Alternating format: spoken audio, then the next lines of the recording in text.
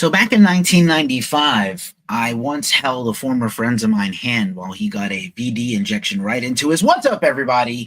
You are watching the Glacially Ghost Cult crossover, or the Glacially Cult crossover. I am your co-host, Keefy. We're doing things in a little reverse order today, but I'm here with my good friend and co-host, Nick Cameron. I'm going to add him in. What up, brother? It is that day of the week, and things are good. This is quite amusing, actually. I did it What this are you way. doing? It's kind of funny. You'll see. I got the background. Hey. And I got my friend here, Lady Baphomet. Hello. Buck naked with blood and boobs and even an anatomically correct vagina. Oh, my Lord. And Satan. How good are we? I'm going to get his shark. He said, where's the shark? Where's the shark? What shark? Sharked up, bro. What shark? Shark time. I don't have my shark. We I don't have got Don, so we're overcompensating today. I have an Eric Lindros bobblehead now. I can grab that. Do you? That's kind of fun. It's unfortunately it's from the mush brain years and not the good years. I get he's, that. He's a ranger in my bobblehead. Right on. So take it away. You do the usual intro. So, thank you for joining us at the Glacially Musical Podcast live at Ghost Cult Joint. Of course, I'm Nick Cameron, joined by Keefy, Quintessence, Quinceañera, something. I don't know. I didn't work this out. As you know how we do a beer check, a vinyl check, a news check, and meat of the episode. This week, we are going to go over the metal albums of 1995 that we quickly whipped through last week, and we're going to discuss them not at length, but at short, because as every year, there's a lot of music. The Glacially Musical Podcast beer of the week is the classic Stone IPA, 6.9% ABV of deliciousness. Go, Keefy.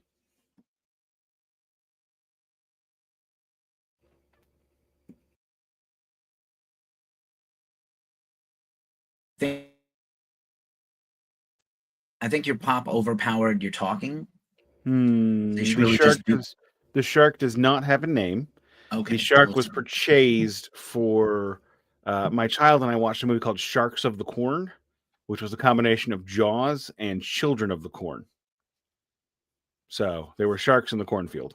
Yeah, I don't think Melissa was around for that revelation previously.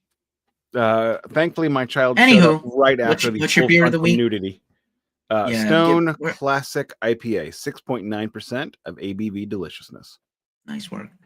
Before I give my drink check, the best experience for this live stream via our affiliate partner StreamYard is YouTube, Facebook, Twitch, Instagram.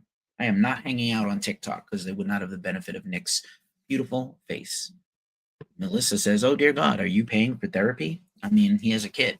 That's all the therapy you need. And on that pop, Liquid Death, Convicted Melon. We miss you, Don. Third of your immersed, murder your thirst. Cheers, Nick. Cheers and cheers, Don. I know you're out there somewhere. Don is sick. He can barely speak. So unfortunately, there is no Don. I am going to try to pick it up with the horn talk as best as I can, which I'm probably not going to do. But I'll give it. We are a little choppy, so I think let's be slow with our talking and thoughtful with our exchanges to each other, because I think there's a little hiccup with the stream. Alrighty. Go ahead. Go right ahead. Alrighty. The vinyl check of the week. Number 1. Johnny Cash, Golden Hits, Volume 2. This came out of my friend Nikki's dad's collection, which told me I could come over and take whatever I wanted. It's one of the Johnny Cash records I got. I didn't have it, so I got now 1 and 2 again. And record number 2 is My Chemical Romance, The Black Parade. My friend Joe bought me a copy of this because this is, in his mind, the greatest record ever to exist, and I had to hear it. Need to give it a few more spins for him so I can give him a really good opinion. It's not bad. I dig it, but I don't dig it on the level he does. He digs it like I dig The Wall. And that's my vinyl check. They're both free. That is very cool. I will embiggen myself. I spent part of the weekend cat sitting, And I went to the record store in that area. I will check those records next week when Dawn returns and we start our new series on Alice in Chains. Tune in next weekend for Alice in Chains Facelift, the history of the best band ever from the grunge era and Seattle generally. That's not Jimi Hendrix. And I have a few cool, I'll move my chalk outline notepad away that Melissa gave me. I am checking one record that I found in that pile of unchecked records and unopened records, and then I have one that I got last year as a present, this year as a present that I wanted to share. So these are older records, but the first is a former Gimme Metal record, Speak English or Die by Stormtroopers of Death. I fucking love this record. Arguably the first appearance ever of a blast beat. This record could not be made today. It is the most politically incorrect album of all time. This is the Gimme Metal anniversary vinyl, like 40th anniversary vinyl. Technically came out last year, even though the 40th anniversary was this year. S.O.D. There's currently Billy Milano is doing M.O.D. And Scott Ian has a version of S.O.D. with Jamie Josta singing, or vocals, whatever, not singing, screaming and yelling. And with his son, I think, on drums, and Dan Lilker of S.O.D. on bass. So very strange. These are strange days. I think S.O.D. Speak English or Die, or perhaps more appropriately, S.O.D. Bigger Than the Devil would be good records to do for the Department of Metal Antiquities. That's 100% true. We could do a small run on S.O.D. Like White Zombie deserves 2 records minimally, but also DMA would be a very good place to put that. I'm going to continue my check because these are 2 separate, different vinyl variants with the same style, and I wanted your take on this. Right. Oh, something's happening in the alley. I don't know why, but anyway, sorry about that. Front cover, back cover, 2 vinyls. So side A and B is this dark guy. What would you call that? I can't believe I'm holding it like this. How fucking unprofessional. That's like my daughter's old hockey team colors, but I don't think that would be a good one. The Cyclones merge. Like a weird merge, right? Yeah. That's like definitely an F2 a merge. in a hurricane parlance. And then slightly different but similar, right, is side C and D. So C, I like this actually the most. And then D. I like it when it's the same colors on both sides, but the patterns are different. I got a bunch of those. That's none in that color though. And then an album that I'm a big fan of that was gifted to me earlier this year by the drummer from my band Angst, my homie Abe, who I will see again soon, is the Dillinger Escape Plan Disassociation. This band is sort of reformed with their original vocalist, but actually winding down again. This is a record store day, I think 2023 release that he had and he wanted to give me or sell me. Maybe I bought it. I don't remember. I think he gave it to me with the intention that I will eventually pay him for it. And it's on these, it's actually really like a quite lovely, the S.O.D. is a recreation of the original vinyl. So that's like, less exciting to me. I guess it's kind of exciting depending on the release. But here's the gatefold. Boom. I don't think this was ever on vinyl in the first place. There are 2 paper sleeves that have printing on them, graphics and thank yous and maybe some other things, lyrics, which is weird because this band didn't really put out a lot of lyrical information on their band. And then on these very interesting identical vinyl pressings, I don't know what you would call this, 3 sides just like this, and side 4 is an etching, which I can. Angry Smaug. Angry Smaug. Angry Smaug. It does look like Dragon Scale a little bit there in the center. No, it's Smaug after he's been covered in liquid gold. Well, almost House of the Dragons-y. I know you don't. No, I don't think you heard me. It's Smaug after covered in liquid gold. Angry Smaug. Yeah. No. Yeah. So that's my vinyl check. I have more to check next week. I checked my birthday vinyl last week, but I got some really fun scores this past weekend. So right now it's kind of I'm way off the rails in terms of my checking, like I was last year. I was behind, but I was in order. Now I'm way off. So there's just going to be a hodgepodge the rest of the year. I keep messing mine up, because I have like all my unchecked ones are in a spot, but when I go back and listen to them, I don't necessarily put them in the right spot.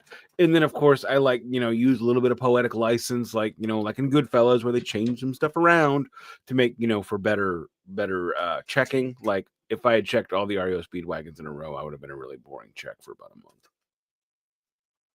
Lord. Good Lord. They're not So mine. They're the lawyer wife one of them. Ask me Yeah. how many times she's listened to them.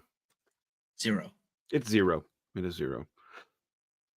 News check time. Briefly. Quick news check. Just one thing I wanted to say, a little personal news. Even though this podcast pays us $1 million an episode, I still need to work a day job. It just makes me feel like, like a human. And I have been looking for one for the past 4 months. And last week I accepted a new position with a wonderful company where I will be working in the recycling industry. So I will be putting food on my table by helping save the world. And I am super thrilled and I can't wait to get started there. Will not say where it is. That's beside the point. Quick Vinnie Vincent news. Vinnie Vincent's online alias has been pimping all of his things, his single that's coming out, his on-stage reunion with Robert Fleischman, and his appearance at Chiller. All of them have been canceled, and Robert Fleischman says there was never any chance of doing any sort of reuniting with Vinnie Vincent at Chiller. So now Vinnie Vincent is saying that Robert Fleischman is a leech. What a mess. What a mess Vinny is. I would love him to succeed. I know we take a lot of shots at him. Ingwe Malmsteen or Ingwe J. Malmsteen, I'm never gonna fucking be. I will never apologize for that. I mean, I'm rooting against him. I'm never gonna be on Team Yingwe. You know what I'm saying? Correct. I'm with you. But I do have sympathy for Vinnie Vincent. I think he's a little misguided, but like it could be the guitar hero we deserve, But he doesn't. But he chooses not to. Every time he pulls out of everything he does. It's true. And that's my news for the week. Okay. Also, I haven't shaved in a few days. Well, I know Don is gradually growing his facial hair back, so I'm really excited about this. I was like, your only job for the rest of this year is to grow that beard back, bro. So, news check really quick. I started watching the Into the Void series on Hulu. Some of it is very heartbreaking. It's exceptionally well done. I would love there to be a season 2. If I was producing this thing, I could think of a million topics that deserve context. The very first episode, very apropos, of the Glacially Musical Podcast is Randy Rhoads. And so, Randy Rhoads' tragic death. There's an episode on Wendy O. Williams, which Kiss did a huge thing by like helping legitimize them after they had like the most scandalous shit possible happen to them, where she was arrested and caused a riot nearly in Milwaukee. Kiss the next album was basically written and co-produced by Kiss, and then Kiss took her on tour as the opening band. So Gene was totally, I don't know if they hooked up, but he definitely helped mentor her and, get money in their pockets. And, and her ending was very tragic. And there's some other great episodes. The episode on Chuck, Till Dinner of Death, heartbreaking. I'm going to do a longer unwinding review, probably written and on YouTube at Ghost Cult. But yeah, definitely worth your while. The Randy episode, again, very apropos of us having just done the Ozzy for, first 15 years of Ozzy's career, basically. Again, 2 classic albums, 2 excellent albums, and then some other crap that's not great, but a couple of big banger hits. I've only watched the Randy one so far. Yeah, I mean, you might need a break after some of these because it's hard to watch. What else? I relaunched my own separate YouTube channel under @GhostCultKeefy666. Please give it a like and a subscribe. I'm live streaming there right now in case anyone's watching. I will be live streaming all the Ghost Cult stuff also on that channel and my Instagram from now on. I will put up some karaoke jams of me singing. I will put up some band updates for Angst when we get back to it. Hopefully with my drummer and us going back to the studio, I can get this Glacially Musical Podcast theme song to happen that I've kind of conceived. Nick has a shark. He's got something to say about it. Shark. Maybe I can. You're muted. Maybe I can figure out a way to Damn it. work sharks into it. I'm just thinking of Sharks with the Corn and what a great movie it was. Wild shit. That is, if you've never seen that movie, it's absolutely insane. That's fair. It's got Bigfoot too, and a cult, and the mob, and sharks blowing up helicopters. Whatever you want, it's got it. Speaking of the cult and mobs, so I'll of our news check here. So Metallica is not playing the Super Bowl again. Not that they were really considered. Bad Bunny has been picked to do the Super Bowl halftime show. I don't know if you're aware of this, but Jay-Z, the rapper and mogul, has picked the last 10 years of Super Bowl entertainment. He's programmed the Super Bowl halftime show. I thought last year's was phenomenal. People angry, like, I didn't understand what Kendrick said. I don't like rap.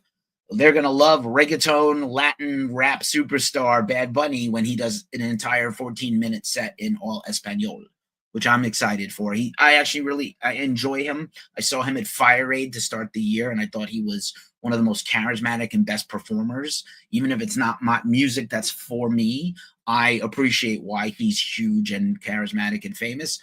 He's got a great voice. He's a pretty decent rapper also, and people are fucking mad. They're mad, and especially because the Super Bowl will be played in Santa Clara, literally less than an hour away from San Francisco. Why not Metallica? Why not Journey? It's very unlikely that these pop and rap stars are going to bring a rock person in to guest with them, although there's always some kind of guest thing, right? So I did a live stream on this. That's what this image is if you're watching. This is the image of the live stream I did about it. Was Metallica snubbed? Should they even not want to do the Super Bowl? Lars has said he's warmed up to it. Not sure if you have any thoughts about this. I also name dropped about a half dozen other rock bands that should be considered to do the halftime show. But what do you think about this, Nick? Can you hear me?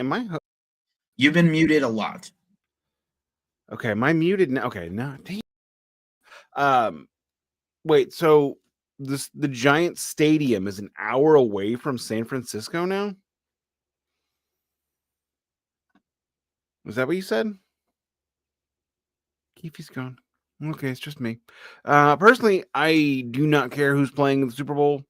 I do not watch the Super Bowl. I am not an NFL fan. I love the Grey Cup. I watched the Canadian Football Championship, and Green Day once played the Canadian Football Championship, and I don't think anybody in Canada went ape nuts. But Canadians are nice, so we got that going for us. I don't know what to do now.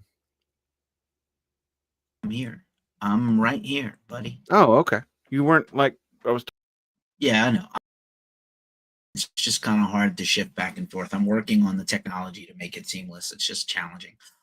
So anyway, that's my news check. And just a reminder, while we're doing the news check, I will also do a couple of minutiae things. Again, Ghost Cult Magazine is giving away tickets to see The Cult, Death Cult, Failure, and Patriarchy in LA. Absolutely, if you have a shot of going to LA on October 30th, put your name in the hat for this. We have 5 pairs of tickets to give away. You can drop Nick and I a tip.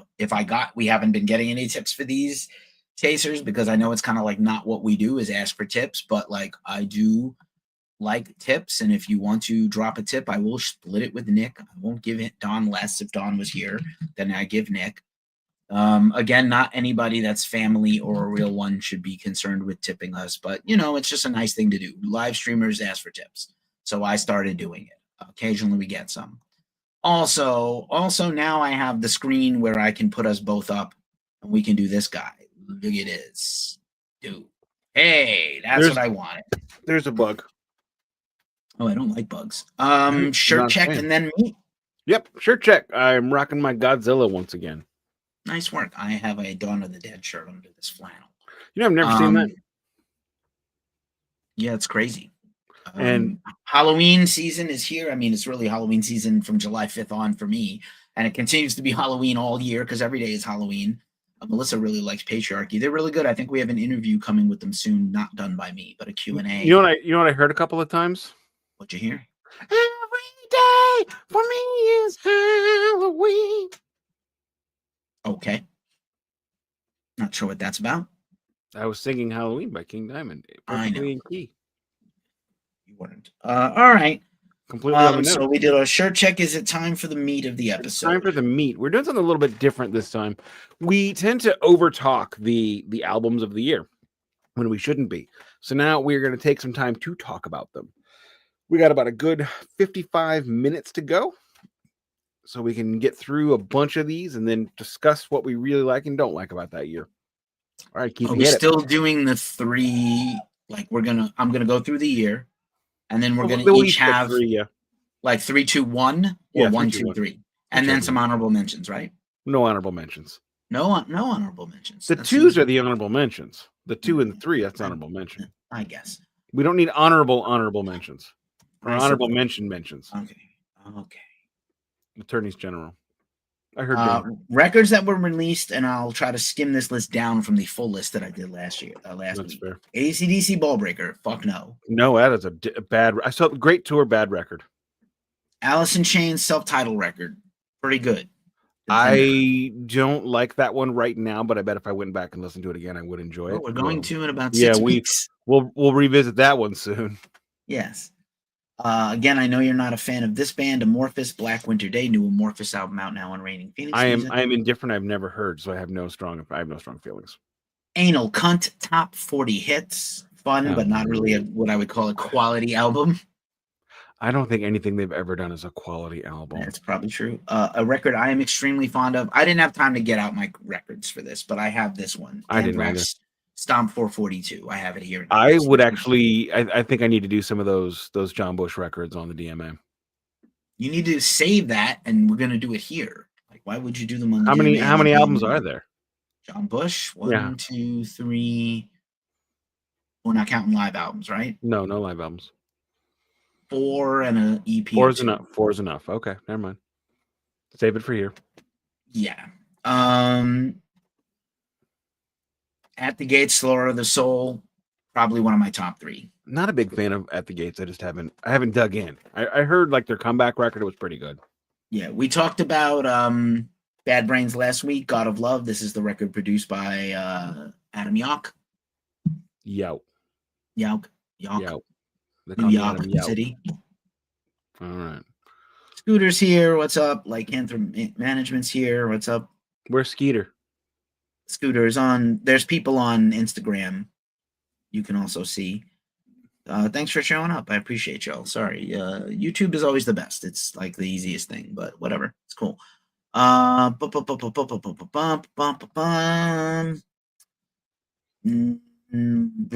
Sabbath Forbidden. No. You know what? That album isn't as terrible on the remix. It's still not great. Apparently, Iomi, if you sign up for his mailing list that just went live, you can get a signed copy of Forbidden in the pool to win one. I do not need that. I don't even want another one. God. Yeah, I have one. I don't need 2. I think if I had 2, I'd be in a spot and I wouldn't know what to do. Right. Behemoth's first record, they have better records. Benediction, good record. The Dreams You Dread. Very alliteration, Benediction. I see what you're doing there. Brujeria, Razadiata, not a thing for you, but a thing for me. Cancer, Black Faith, if you love death metal. Carcass, Swan Song, that might be one of Nick's. No, that album is awful. I think if it wasn't put out by Carcass and it had a different name, it would be a very good record. It might be, but because it's Carcass and it's not Carcass sounding. There is no Carcass sound, really. All their albums are different. But they in their second act, they really latched onto the melodic death metal of Heartwork. That's become like their thing. And discussing the Brassalubili Braziers, descanting in them. Descanting the Insalubrians. Braziers. But where was I? So the thing about that is it followed up Heartwork. And Heartwork might be the absolute number one Duke of New York, the Dune of death metal records. Not the new Dune, but like the one with Patrick Stewart, because Patrick Stewart's better. That's her. And Al from Quantum Leap. Sure. Right. Cathedral, Carnival Bazaar, great album. probably in my top 5, but not number 1, 2, or 3. Crowbar, Time Heals Nothing. I fucking love that album. Probably right Never on the really got cusp into of Crowbar. 3. We're gonna do Crowbar. This is a bit of a void era for me. The stuff Yeah, you in told me this that. era that I love, I really love. But though. not as bad as 2000 to 2009. That's a real dark era for me. You said that. I was real checked out. Moving on. Dark Tranquility, the Gallery, again, excellent record, not a band for you. Melodic death metal also. Dark Throne, Panzerfaust, fucking awesome. Death Symbolic, fucking unbelievable record. I really want to love Death. And know. I mean, they're okay to me. I mean, I don't absolutely love them. I know when it comes to Death, most people are like, oh, we lost Chuck too soon and he was so great. And, you know, both of those statements are true. He really was great and we did lose him too soon. But I think for some people that elevates the quality of the music, kind of like Bolt Nirvana. Thrower. What? Nirvana. Oh, Nirvana. Yeah, completely. Nothing like against them. Love the band. Love some. Right. Love all. I saw them many times, 3 times. But a lot when someone in a band, especially the voice of a band, dies in mid-career, it catapults it always catapults the band into a higher rating than they may or may there's a lot of nostalgia now for that and Bolt Throwers the same way for me, where I mean I listened to the Fourth Crusade. I had it for a while. I just remember thinking, really, this is that band I've been seeing. I have 2 Bolt Throwers on vinyl from that Gimme Metal run. So like I love I just remember thinking this is the band that all these like the heavy metal Twitter has been, you know, just jizzing on themselves all over and then rubbing it on their face, going Bolt Thrower, Bolt Thrower, Bolt. And please don't say jizzing and rubbing on faces. I had a very hard weekend. Please, no pun intended. Okay. Moving on, Death Symbolic, Deceased, the Blueprints for Madness. They have better records, but a solid. Deftones, Adrenaline in my top 3 for sure. Debut album. Deicide, Once Upon the Cross, not that record. Not a great record. Not a great record. Dimmu Borgir's debut. But I mean, Tid. I'm sorry, going back to Deicide. When people talk about how, you know, Deicide, not great record, yeah, most Deicide records are about the same. And I love Deicide. Their latest album, Banished by Sin, it's a level up. It's something different. It's closer to Carcass. It's closer to that kind of thing, that really serious riffing. But when you get back into their 90s stuff, it's a lot of it is just so rooted in that Morris sound, that classic death metal, where they really don't know how to do anything else, which is kind of why a lot of the Morbid Angel records aren't great for me. Because understood. They perfect coming up soon in a minute. Yeah, okay. I will wait. Stop pontificating as much. So this Dimmu Borgir, better records the next 3. Dissection, Storm the Light's Bane, unbelievable death metal record. Another guy dead too soon. He died in the tsunami in Thailand back in 2005. Down Nola, obvious top 3, fucking incredible. Dream Theater EP, I barely remember. Earth Crisis, they have better records than Destroy the Machines. Faith No More, previous podcast subject that Nick did not like. King for a Day, Fool for a Lifetime. That album was bad. It is not bad. You don't understand it. You don't understand it. This is a lock for me. Fear Factory, Demanufacture, has to be. Dino Casares was talking about how he doesn't feel like they're getting enough credit for other bands putting in. And you know what? He's probably right. Because Fear Factory was the very first band I ever heard that would switch between growling vocals into melodic vocals. They were the first and maybe the best. And I don't like it. It's too bad. I don't like it when it's one person doing it. I get it. Fight, A Small Deadly Space. God, I wanted to like Fight. I know. I think War Words is actually decent. Flotsam and Jetsam, who I love, but not this record. Drift. Grunge killed off a lot of these thrash bands when they tried. Forbidden did it. They did it. Everybody tried to make a rock record. It was a mistake. Yeah, 95 was a weird year for metal. It was. Fu Manchu, Daredevil. Good record, but not in the top. The Gathering, Mandylion. Again, I really feel like I want to do a bunch of honorable mentions. I'll do my own list. I don't need you. Grip Inc., The Power of Inner Strength. We were talking about this record last week quite a bit, featuring Dave Lombardo and Valdemar Sorachaya. Sorry. My Polish is bad considering my ancestry. You said sriracha. That's a hot I sauce. did. Sriracha.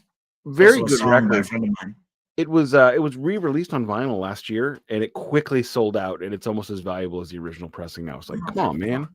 I really want that. Gwar Ragnarok, maybe one for Nick. Love Gwar Ragnarok. Top 10, not top 5 for me, but top 10. It's always one hell of a party when Ragnarok comes to town. Yeah. This is kind of timely. Iced Earth Burnt Offerings. This is their second record or third record. And we just have a brand new interview on Ghost Cult's channel with Omar Cordy. Omar cut this, interviewed Matt Barlow.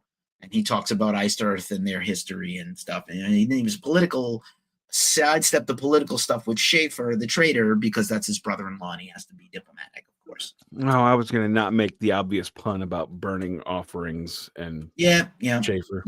Yep. Immortal Battles in the North, great record, but not top. Again, the humorously titled Incubus's Fungus Among Us when they were still rap metal. I do love doing new skin. I want to hear that album. I'll send you the big single from the one before it. That's the one after it. That's really good. Iron Maiden, the X Factor, fucking no. Oh my god. Thick studio album by Joe Satriani, self-titled. No, thank you. Just play Summer Song and shut up. Yeah, basically. And Surfing with the Alien. Cataclysm, Sorcery, not bad, but not I don't even need Surfing with the Alien. Just Summer Song. Catatonia for Funerals to Come EP, very solid. King Diamond, The Spider's Lullaby, hell no. You know what? I'm going to say that record is still pretty good.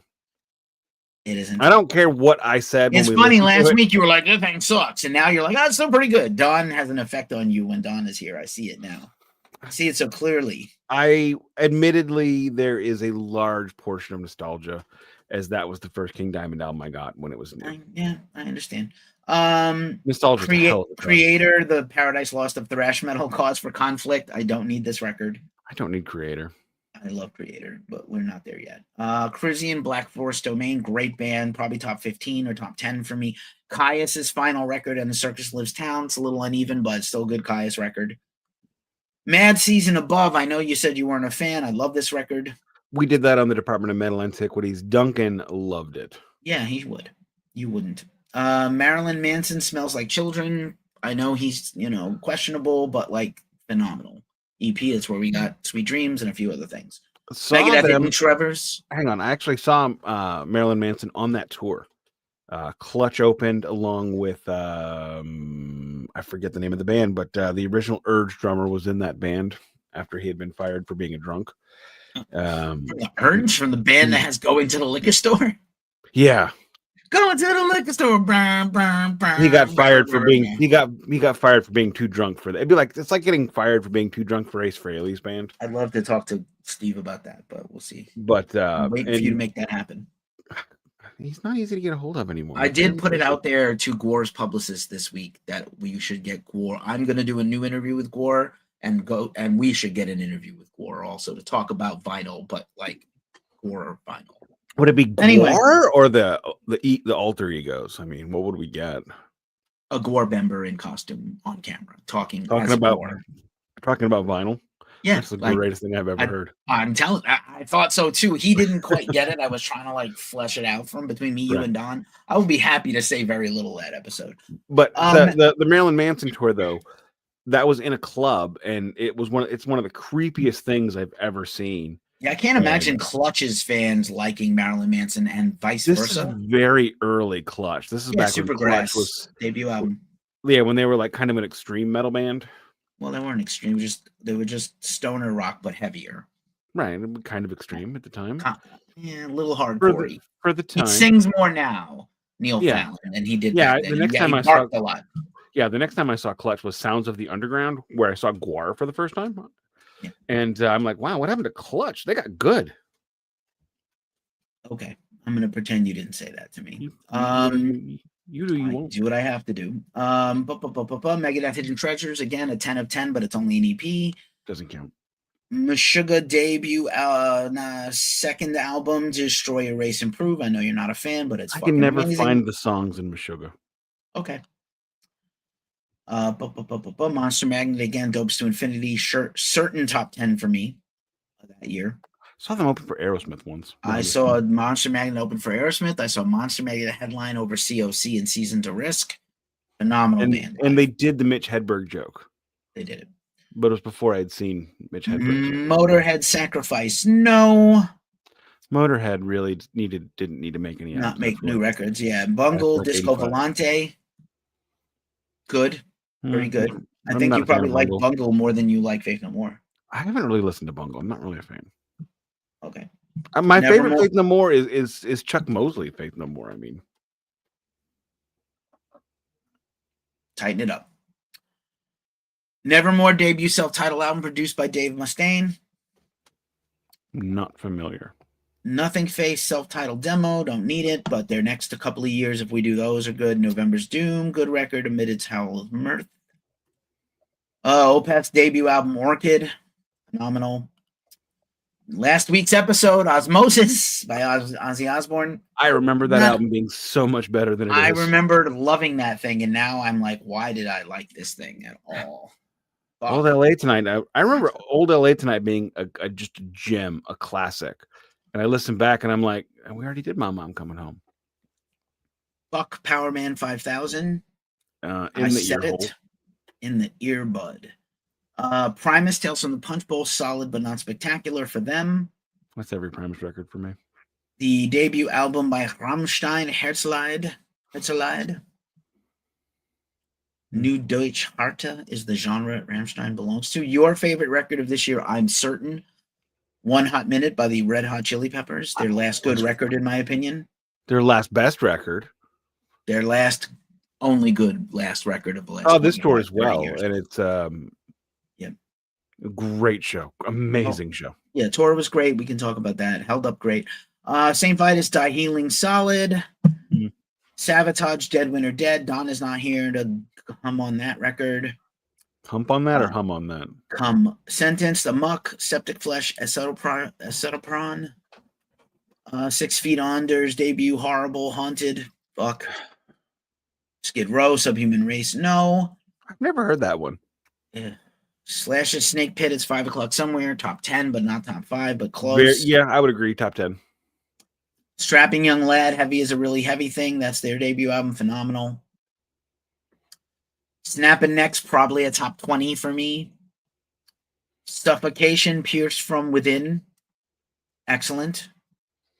Again, Sugar Ray, Lemonade, and Brownies, where the album cover is better than the sum total of all the music. This is when they were a metal band, right? They were like punk, heavy punk. They weren't quite metal. The one where they had the video where they were skating in a hockey rink? Hockey. Yeah, Mean Machine. Yeah. I remember hearing their big hit a couple years later going, what the hell happened to these guys? Yeah. Money's what happened. Yeah. Damnation Game by Symphony X. No, I'm good. Democracy. The only band I've ever fallen asleep watching. I fell asleep to Paul Simon. That's crazy. The Tankard by Tankard. I'm good. Therapy, Infernal Love. It's kind of like past the peak for them. And let's see. Trouble, Plastic Greenhead. Good album. Stoner Rock. Stoner Doom. Uncle Slam is starting to be a thing. I'm glad. I mean, it takes off big. Did you see the meme I shared that was like Arnold is the Terminator carrying a giant coffin, and it's like when I like thrash metal and doom metal equally, and I was like, it is literally me. It's actually me. Vader De Profundis, great effort, probably top 20. Van Halen Balance, fuck no. Vince Neil, we made fun of him last week. Virgin Steel, The Marriage of Heaven and Hell, Part 1, not bad. Is there a Part 2? I don't remember. Probably a top 5 for me, but hard pressed to fit in the top 3. I know you hate this record, but it is go back and revisit White Zombie, Astro Creep 2000, Synthetic Delusions of the Electric Head. It is much better than you remember. It's like 9 of 11 songs are fucking excellent. You really need to give it another try. And I think that's all that's worth talking about. I do not need to give. I will give that album another try when we do a White Zombie, a very short White Zombie series. So that was like about half the detail I gave last week when it was you, me, and Don. Are we doing 3, 2, 1? Nick Sorry, I muted had to and sneeze. sneezed. Understood. I had to sneeze. Let's do 3, 2, 1. And for my three is 100% completely nostalgia. Okay, I'm gonna try to like make notes of the list. So you go ahead. My number 3 is King Diamond, The Spider's Lullaby. I know. It's got songs that aren't great, but it also has. It's so bad. It is not so bad. Side 1 is questionable. Very questionable. But side 2 is amazing. Like, if he could have like done side 2 for side 1, we'd be talking about that as a modern day King Diamond classic. I mean, granted, some of the lyrics are pretty cheesy. Soon to be another creamy spot. Hear the spider's lullaby. He finds the spider scary. Creepy, crawly creatures. Wow, those lyrics are bad. Stop it. The record is bad. You just have fucking musical dysphoria. I'm gonna ignore that you don't said like that. Fear Factory and you hate this White Zombie record. Those are two easily better records than the King Diamond record. Jesus Christ. Nope. Eat your own butt. Eat my own butt. This is impossible for me because there's probably about 7 records that I could have at number 1 or 2, and then there's a fall off. So I'm gonna really put myself out there and say that my number 3 is going to be Deftones' debut album, Adrenaline. It is the second best record of the nu metal era, of the original wave of nu metal. So Korn, Deftones, Cold Chamber, and a few other bands that popped up around the first couple of Ozfests. And then there was another wave of nu metal bands, and that's the Linkin Park, System of a Down, other bands, Slipknot. System of a Down was on the first Ozfest. They were not. They were on Ozfest 98 or 99. They were not on the first Ozfest. I saw them in 96. I saw them in I'm talking about the first touring Ozfest. Well, that's not the first Ozfest. The first Ozfest had 2 dates. You're wrong. You're wrong. Go look at Wikipedia, genius. And can I finish my fucking number 3? Why do you have to jump in and argue with me? God, you're irritating. I have a very low tolerance for bullshit lately. Come on. Deftones. First Ozfest is 96. Deftones signed to Madonna's Maverick Records. They had been a band since they were teenagers. The DJ was part of the band since they were teenagers. He just didn't have a credit on an album until the 3rd album as a full member of the band. Helped invent the style, helped put them on the map. If you had said like Deftones never progressed past or changed their style past the first record or 2, that would have been enough. They did enough on that first record. It is phenomenal. It is nuanced. It is sophisticated. Chino is unlike most other metal vocalists. He also can rap and could rap along with the metal parts. He had a great scream. And their original bass player, Chi Cheng, probably one of his finest moments is that whole first record. Just sick all the way around. A lot of bands took, copied from them and paid homage to them. And, they had a major label push. They were the second band out in the genre. I don't know if you count this. Is Rage Against the Machine their own genre? Are they nu metal? You could weigh in on that. I always kind of saw them as rap metal. But they were, because of Tom Morello, they were a different kind of rap metal. Right. They're not quite the same as nu metal. They're so sophisticated as musicians, they're better than most nu metal bands. And honestly, it wasn't until Street Sweeper Social Club that I realized what a great guitar player Tom Morello is. That's insane. And just for the record, Wikipedia is wrong on the Ozfests. Could be mistaken. I assure you it is. I only saw Ozfest in 97, 98, 99, the first 3. And I know for 100% that I saw System of a Down twice. Good for you. I'm just telling you the first Ozfest. There's an Ozfest documentary coming out. I did an extensive bunch of research to do an Ozfest video series that I haven't done yet. And 96 was the absolute first Ozfest. And it had Danzig and Ozzy and all these other artists. And you're just wrong.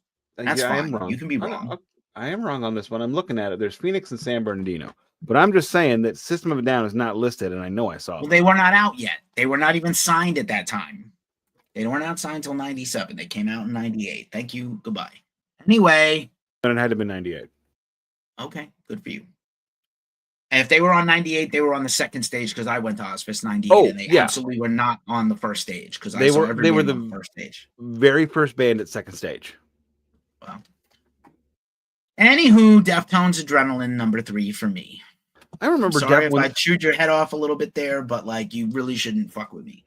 I'm not trying to fuck with you. I'm not to be trifled with. I don't think you respect me. I'm not trifling. I do respect you. I'm trying to have a conversation with you. I remember when this album came out and what a splash it made, because this is when, you know, you're saying they're the first wave of new metal. Absolutely 100% correct. This is when this new kind of metal that kind of grew out of grunge and hip hop actually got somewhere. Funk Junkies had a cover of Kisses I Love It Loud around this time as well, and to this day I still get those bands confused. That is their only good song, Funk Junkies. I don't know that I ever heard anything else, but I'm really happy I heard what I did. Fair enough. I will also say that I saw Deftones open for Anthrax on that Stomp 442 record, and people were indifferent to them. And Anthrax's Stomp 442 is like another step less melodic and thrash and more Pantera-y groove metal, which should have worked. Yeah, it sure is. You don't remember maybe it. But, I only remember the Sound of White Noise. Then I saw Deftones' debut headline tour in New York City a year later, and it struggled to bring anyone in, like maybe 50 people. And then I saw them earlier this year at the Chase Center where the basketball team plays in San Francisco, and they sold it out 20,000 people. And they also sold out Sacramento, their hometown. So back-to-back days, back-to-back essentially home region shows, 40,000 people. Crazy. Crazy what the world becomes 30 years later. It's amazing what starts off as completely unlistenable and then becomes mono that you just want to dig into your veins. True. Okay, what is your number 2? Please be better than King Diamond. Jesus Christ. I will never be better than King Diamond. I will always be seeking that. But my number 2 record of the year, of course, is Guar's Ragnarok. It's such a fun record. And when I bought this, I kind of thought I was buying Scumdogs, because in my brain I had Scumdogs of the Universe and Ragnarok confused. This is not Guar at their best. Let's call the thing what it is. Guar is at their best, I kind of think, at the beginning and at the end of the run. The middle part of the run, the 90s part of the run, gets a little bit squiffy, but still a very enjoyable record. I got a really cool red and blue merge of it that I got for a really good price. Number. I think I got it even during COVID. Still trying to get America Must Be Destroyed. Do they have an anniversary coming up for that one? I don't know. It's been re-released a few times. I just haven't been able to get to it before. Because the thing about vinyl still to this day is if something is like Grip Incorporated record, like Guar Hello, the Guar's like what 37th anniversary of Hello or whatever the hell it was, that stupid crap that they did. It's ridiculous because what that release of the album did was it lowered the value of the original pressing and raised the value of the repress. So they're both hovering around 100. Stupid, just irritating. Yeah, I got heavily, I was always aware of Guar and I liked them, and I saw them on Morton Downey Jr. and I really appreciated their antics. But the first like full Guar record I really listened to was Ragnarok, and Beavis and Butthead didn't hurt watching the video and making fun of it and enjoying. I don't remember the Ragnarok one. I remember America Must Be Destroyed. No, This Toilet. Sadama Go-Go. God, I love that song. That's a great fucking. That might be, honestly, if we have a debate about like what is the best Guar song one off. I mean, I love Sick of You, but I love Sick of You, and like I really love it. But like Sadama Go-Go is phenomenal. And then when you go back and listen to that album in context later, you just go, what in the hell happened? How did Guar become this? I don't know. Maybe it was being on Metal Blade helped them. And then they never more metal. And then they got they had like horns and all this kind of weird stuff. You know what? It's like I like occasionally enjoy some ska punk, right? But like I kind of wish all ska punk was Sadama Go-Go and not ska guitar. Like, I wish it was like now, and that Disco Volante Bungle record has a little of that vibe too, because they had horn players as well as they would do like yacht rock and funk and then thrash and like death mighty metal. mighty boss tones. Yeah, boss tones, but like not trash, which the boss I tones like are mighty not a boss good. tones. They're not a good band. No, they have like a handful of songs, and then it's like you don't. Their albums are not. Their have albums an are like album. 2070. They have an They album. have 40 albums. They're No. retired now. They have an album, and then they got all that other stuff they released too. I'm still mad that they did the Kiss cover on that Kiss covers record. Really? That's like one of the three good songs on No, that it isn't. record. It's Yes, terrible. It is good. fucking terrible. I'd rather listen It to is Toad the not. Wet. I'd rather listen to Toad the Wet Sprocket butcher rock and roll all night. No, they didn't butcher it. They murdered it. They did. Is that Slowly. your number 2? That's my number 2. That's a great number 2. I'm not going to front. I like that we're going to have radically different lists. This is appropriate that we're going to have absolutely different lists. So for number 2, this is fucking me because like the 2 records I have probably listened to the most besides Deftones and this next one is the White Zombie and the Anthrax. I have listened to those so much, right? And it pains me to not put them in the top 3. So for me, my number 2, and it could be a little bit of a heartbreak nostalgia because he just passed away, Thomas Lindbergh, At the Gates, Slaughter of the Soul. To me, this is the pinnacle melodic death metal album. This is the best At the Gates record. I have seen them perform it in full twice, including at Psycho Las Vegas in the pool, where Thomas wore like little short shorts and his white legs and his army hat, and a little t-shirt. I was like, what is happening? Was he dressed like Sabaton on shore leave then? Yes, actually true. But you know, he's always worn like a military jacket and baggy pants or army pants, and he's just wearing like short swim trunks and his hat because his hair was always thin and running away. His hairline was receding and running away from him. But it's a phenomenal album. I think Thomas is actually the pinnacle, also maybe the best vocalist ever in death metal. We could have a debate about that. Would be a good chaser. We've done the Mount Rushmore of death metal, and At the Gates would be an honorable mention, as we discussed back then. Phenomenal record. We'd have to do a Mount Rushmore of death metal vocalists, followed by guitar players, followed by drummers. Yeah, probably. Actually, not drummers. The Mount Rushmore of bassists in death metal has only got 2 guys: Alex Webster and fucking Steve DiGiorgio. Got that many? Maybe a few more. Mike from maybe Origin is the bass up here. Like maybe a few less. Derek Boyer of Suffocation. This guy. Yeah. At the Gates. We would be judging them based on their stage stance. Yeah, At the Gates. You should really, as much as you love death metal, especially old school brutal death metal, you should go back and listen to some At the Gates. I completely agree. I should. And if I come across something, I'll buy it. My number 1, you called it like a sack of potatoes on this one. It is One Hot Minute by the Red Hot Chili Peppers. This is the first time that I got on board with the Chili Peppers for Blood Sugar Sex Magic. I think I had heard about them going into Mother's Milk. But the first song of theirs I really knew was Under the Bridge, and it took a long time for me to get into that, and then Give It Away was really fucking weird, and the video was even fucking weirder. So it took a while for me to get it, but by the time One Hot Minute came out, I was well on board. And Red Hot Chili Peppers is one of those bands. There's a bunch of them out there in the world. Tori Amos and 311 and The Urge, where I had just friends that were crazy for these bands before they broke.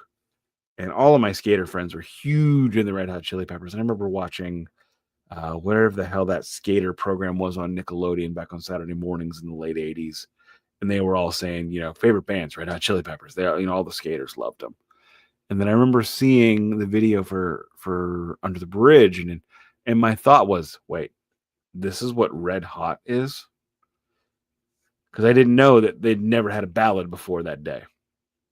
Because I missed the first 4 albums. Figure of speech. But One Hot Minute was that band on a whole other level. It probably one of their most focused records, especially of the second act. I don't count the first few albums. The Hill albums were one act, then Frusciante Forward was another act, and then the 90 or the aughts to now is the third act. And they before this album and after, almost every one of their albums is too long, unfocused. And even though One Hot Minute is a 3-sided record, which I am very much on record and on brand for not liking 3-sided albums, it's either because 9 times out of 10, 99 times out of 100 even, a 3-sided record is too long. You don't give me enough differentiation, but this one is it's just absolutely amazing. But we could drop P. I love you, Flea, but I don't need that song. Other than that, 10 out of 10 banger record, top to bottom. Fuck you, asshole. You homophobic redneck dick. He says it really happened. Somebody accosted him at a gas station. That's wonderful. That doesn't make for a great song, though. Yeah, it's a pretty fantastic record. It's an immaculately sounding great record. Who produced that one? Do you remember? It might have been Rick again. Navarro kills it. Now I get that he was kind of a fish out of water with them because they couldn't jam with him. He can't jam. He has to come in with songs, learn my song, and then we play the song. He can't do covers and he can't jam. I mean, you go to the well and sell 30 million records, you come right back to that well again. So Flea wrote actually the majority of One Hot Minute with a few riffs and songs contributed by Navarro. Navarro and Chad sound great together because they come from the big rock, heavy rock, classic rock era. But it's the spontaneity wasn't there, and that's kind of why Navarro couldn't last. I mean, I will tell you that I enjoy One Hot Minute much more than any Jane's Addiction album. I know that's blasphemy, but yeah, me too. I like people that don't steal from their girlfriends to create the entire visual brand book for the band. And I think Perry sucks. He's a shitty vocalist. He's a very interesting person and a good entrepreneur. He's a bad singer, and Ketis is a bad singer. But One Hot Minute might even be more than Blood Sugar Sex Magic. Might be his best vocals. My Friends and Aeroplane and like. I also don't like Porno for Pyros. Deep Kick. Well, I don't like Perry. It's just period. I just think Perry is. My point is, I love all the records. I love basically all the records Dave Navarro has done. Yeah. Including the ones with Perry Farrell, but it does not go vice versa. No, that's fair. That is a great number one. That's a great number one. It is the best rock record of that year. You can make a case. The Alice in Chains record's a little all over the place, but it's really interesting and got some interesting. The deep cuts now come back later, like Frogs and things like that. This number one is an absolute killer for me because I had 3 or 4 records that could be and should be number one. I could have put any of these other records here. It's a real strain for me. I was really leaning toward Fear Factory for number one. It's kind of hard not to put them at number one, but and Fear Factory Demanufacture is a 10 of 10 record to me. You're not a fan, but to me, it's a 10 of 10 or at least a 9 of 10 record. If you really wanted to pick nits and pull out things, there's a cover on there on the expanded edition. Pinnacle Roadrunner era record. That doesn't count. Expanded edition doesn't count. Sure. So okay. My number one is that it doesn't count. I don't need your negativity in my life. So stop there. Negativity. Yeah, it is. I gotta go with Down Nola, the debut album from Down. Consider for a second that Crowbar, Corrosion Conformity, Pantera, Down, I Hate God have all these foundational genre records, 93, 94, 95, 96. And in the middle is Down, a band they didn't try to make big, put a supergroup together unironically, not in a hipster fucking way.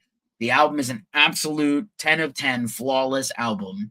It is maybe Philip's best singing and vocal performance. It is an incredible riff and solo tour de force with Pepper and Kirk Peppertinen and Kirk Winstein. Bauer on drums. He's the guitar player in I Hate God. He's on the drums on this. And he sounds like Bonham. He specifically tuned his drum set and recorded in a house with the mics in the air to try to capture the room sound like Headley Grange, whatever it's called. When the Levee From Breaks? Zeppelin. When the Levee Breaks, that's correct. And then, it's just an unbelievable record. Todd Strange from Crowbar on bass, very underrated performance on that record. Down 2 has Rex Brown some years later. Really hard for me, though, because Faith No More, Alice in Chains, White Zombie, Astro Creep, Fear Factory is just a dynamic genre making album, but all of, just like I have to put down first.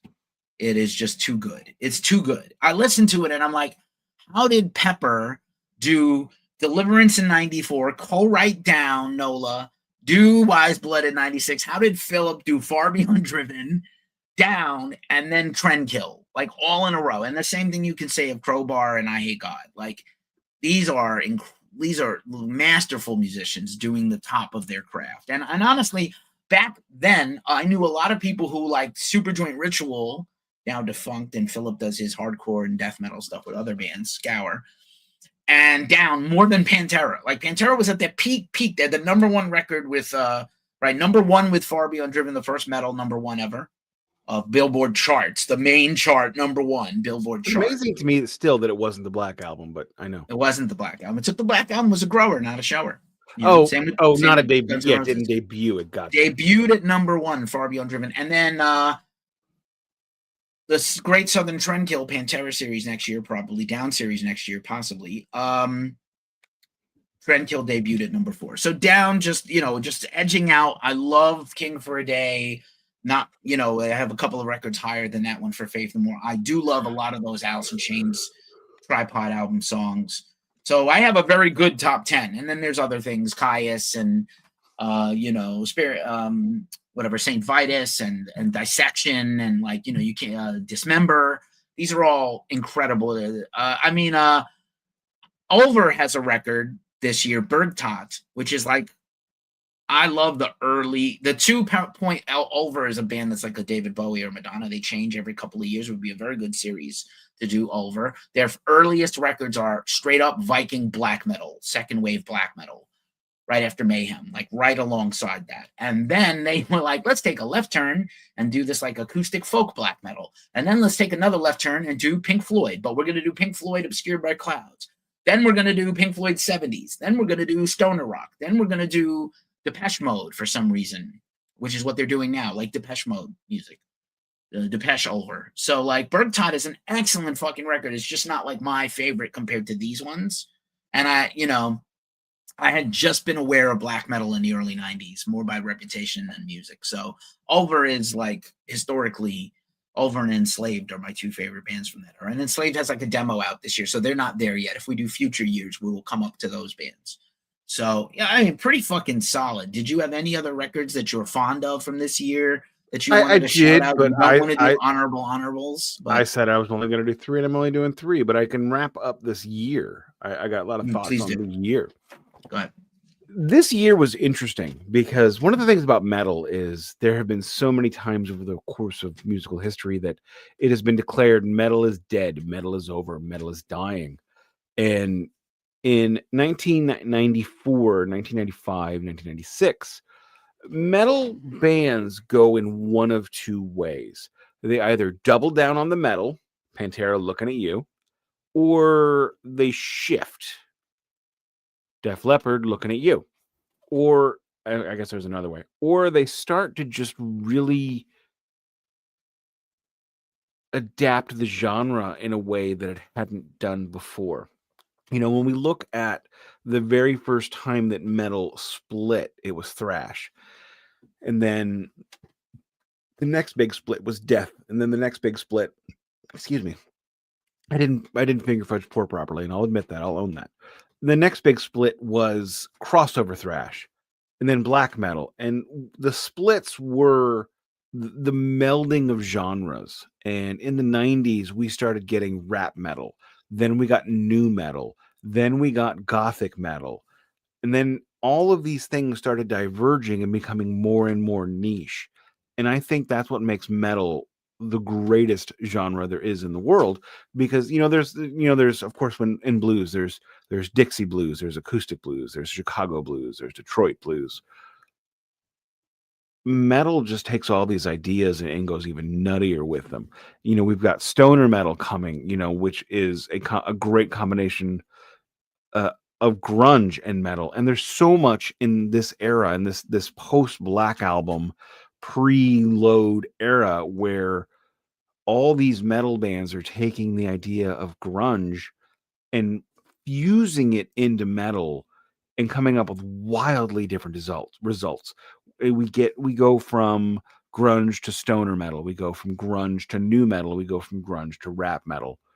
And the world changes. And now we have, it's like a buddy of mine asked me the other day, who's not into metal. He's like, you into doom? I'm like, yeah, I love doom metal. I also like funeral doom and stoner metal. And I started listing off all of the doom subgenres. And that's where we are. We're on the precipice of all of the splintering of metal, which my favorite kinds of anything are niche. Because when you're doing something niche and not mainstream, if you like it, you are gonna fucking love it. It's not like McDonald's. McDonald's isn't niche. McDonald's is for everybody. A quarter pounder is okay. It's okay. The fries, when they get them done just perfectly, are okay. Now Rallies isn't for everybody. Every time I go to Rallies, I love it. And that's what it's like when you get into these kinds of crazy subgenres. And we have the death of mainstream metal, the death of hair metal to thank for that. And that is such a cool moment that we could go back and look upon to see how many different cowboys of metal were riding all at one time. And I think that's pretty sweet. That was lovely. Thank you. Do you have an interest in doing a quick tier list of the albums we discussed for our top threes, or no? No. I mean, the assumption is that they're top, but like, I mean, if I would say that, One Hot Minute and Ragnarok are S tier, and then King Diamond is like C tier. I know what it is. It hurts, man. I wish you would have said Osmosis then. Why? Because it's a better record than the Spider's Lullaby. I don't know. I'm not trying to gas my shit up. I think Down Nola and At the Gates are absolutely S tier, and Deftones is an A tier for sure. Look, I chose a record based on nostalgia. I admit that, and I own that. Except I don't own it. Okay. Well, I need to buy at least it. you owned it. I give respect. I think Don, I'm sad he's missed out. And Melissa says, this is actually, what do you think about this? Melissa says we should do episodes of histories of genres. That would be kind of cool. I always got things to say. We always have things to say and fight with about each other and shit on each other. No Paradise Lost record in 1995. That is the Thank Christ. Well, next 55 and 96. Next episode we don't wear shirts. We wear suspenders and beanies. Thoughts? No. Shirt. I'm never without a shirt. I don't even take a shower naked. Come on, bro. Really? Come on. Look at me. You've seen me. You saw me sleeping on your couch. It could not have been attractive to see. It was adorable. It was adorable. It's adorable. Because it's a love seat. Well, I'm big boned and there's a lot of me to love. Hopefully not forever. I got nothing else. This was a very interesting time in my life. I was in journalism school, soon to drop out to take care of my sick mom. And I loved a lot of, I was super metal back then. I was metal all the time. I felt like the king of the world. I had done Woodstock 94. Every fucking release that came out, either a new band was blowing my mind or like Anthrax. Even if you don't love that record and you didn't like Bush, you could respect the grind of them putting out another record. They had a platinum record and they didn't rest on their laurels and they kept going. I would definitely have Anthrax and Fear Factory rounding out my top 5. It was just, and death metal is actually really legit. Death metal and stoner doom. We need to revisit some death metal next year. It'd be interesting with Don because he's not a death metal guy, and it'd be but he loves stoner rock and psychedelic rock. So it'd be very interesting to start seeing Don and glam rock and heavy metal. It'd be really interesting to start seeing Don really like not just be our sidekick, but actually like lead a series. I'm really excited for that for next year. Or maybe later this year. And we miss you, Don. I hope you're better. And we'll be back next week with episode 1 of Alice in Chains, one of my favorite bands ever, top 3 bands ever for me. So like, I'll lead that series, and the eating's going to be good. I'll tell the story like more in depth next week, but or when it's appropriate. I saw them live on their last run, and it was one of the worst shows I've ever seen. For sure. And I walked out. for sure. Yeah, was and it Lane was bad, like fucked up, and not, oh yeah, he. I mean, and he Jerry was probably wasted and high on coke. Yeah, Jerry stood still. Lane rocked back and forth, and Mike Inez would run back and forth from to the wall to the monitors, do a kick, run back to the monitors, run back to the wall, run back to the monitors, do a kick. I mean, it was just the motions were gone through, and I couldn't tell you what they played or how long they played. I walked out, went and talked to my friends. All right then. It's depressing. With no further ado, I think this has been the Glacially Musical Podcast. I am your co-host, Keefy. Thank you again to the host, Nick Cameron. I am exceedingly mean to him. We talk about this all the time. I am sorry. You also know how to push my buttons, and I think you do. I wasn't even trying. You don't have to try. You just, your existing is fucking offending me sometimes. King Diamond, get the fuck out of here. Anyway, thank you for listening. If you're new here, and you might be, please like and subscribe, especially to Glacially Musical. Ghost Cult has like 6,100 followers on YouTube and another 69,000 followers across social media. 69, hey. But Glacially, we could use some love on this podcast, on our follows, on Spotify or Deezer or D's Nuts or Apple Music, wherever the fuck you listen to podcasts, YouTube podcasts, whatever it is now, YouTube Music, and it's the Glacially Musical Podcast. It does not play in Peoria, and I don't think any band we covered today is from Peoria. I don't think any band is from Peoria. Mudvayne is from Peoria. Are you serious? Mudvayne is on their 25th anniversary tour, their debut album right now. We should do Mudvayne next year, too. No wonder they suck so much ass. You're terrible. I am. You know, today's International Day of Older Persons, and it's appropriate that I'm talking to you. But I would... Even though I'm older than you. You're act like a grandma, and your taste is crazy. If I were Mudvayne, I'd want to get out of Peoria, too. Think for a second about Red Hot Chili Peppers' War and King Diamond is your playlist. What is happening? If I were them, I would also put on silver paint and rap. No synergy. To get out of Peoria. They got better when they stopped doing the costumes and shit. All right. Was that Mudvayne that I'm thinking of? That is Mudvayne. That's the first. That's the first like the Timu Static X. Timu Slipknot. They were Slipknot's proteges. Okay, bye, y'all. See ya.